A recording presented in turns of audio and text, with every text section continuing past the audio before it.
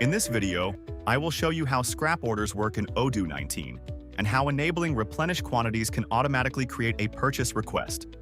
So instead of manually reordering products after scrap, Odoo will handle it for you.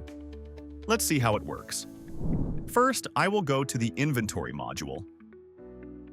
Then navigate to Operations, then select Scrap. Now I will click on New to create a new scrap order. Now select a product. Here I'm selecting keyboard. Then provide some quantities. Then click on Replenish Quantities.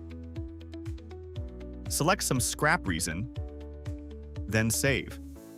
Before validating, we can check how much on-hand quantities will be there in this product. Here it's 30. Then we can go back to the scrap order. Now click on Validate.